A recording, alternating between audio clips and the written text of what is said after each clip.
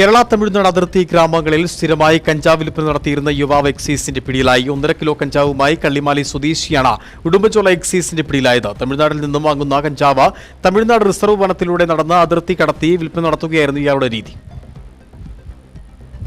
കള്ളിമാലി കരിപ്പാമറ്റത്തിൽ സുരേഷിനെയാണ് ഇന്ന് പുലർച്ചെ നടന്ന റെയ്ഡിൽ Udumbanchola excise circle inspector G വിജയകുമാറും സംഘവും പിടികൂടിയത്.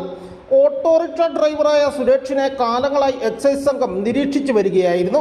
തമിഴ്നാട്ടിൽ നിന്നും കഞ്ചാവ് വാങ്ങി വനത്തിലൂടെ നടന്നാണ് സുരേഷ് കഞ്ചാവ് കൊണ്ടുവന്നിരുന്നത്.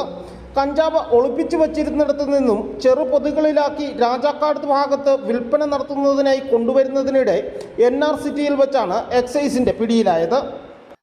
ഉടുമ്പൻചോല എക്സൈസ് പാർട്ടിയും കമ്മീഷണറുടെ പ്രത്യേക സ്ക്വാഡംഗങ്ങളും ഇടുക്കി ഡെപ്യൂട്ടി കമ്മീഷണറുടെ സ്ക്വാഡംഗങ്ങളും ചേർന്ന് ഇന്നലെ രാത്രി രാജാക്കാട് ഭാഗത്ത് നടത്തിയ പരിശോധനയിൽ NR സിറ്റിയിൽ നിന്നും പോകുന്ന റോഡിൽ കഞ്ചാവ് വിൽപ്പന നടത്തുമെന്ന രഹസ്യത്തെ തുടർന്ന് സുരേഷ് എന്നയാളെ 1 കിലോ 400 ഗ്രാം കഞ്ചാവുമായി രാത്രി അറസ്റ്റ് ചെയ്തിട്ടുള്ളതാണ്. തമിഴ്നാട്ടിൽ നിന്നും കഞ്ചാവ് വാങ്ങി ഇവിടെ രാജാക്കാട് ഭാഗത്ത് ഉയർന്ന വിലയ്ക്ക് വിൽക്കുന്നതാണ് പ്രതിയുടെ രീതി.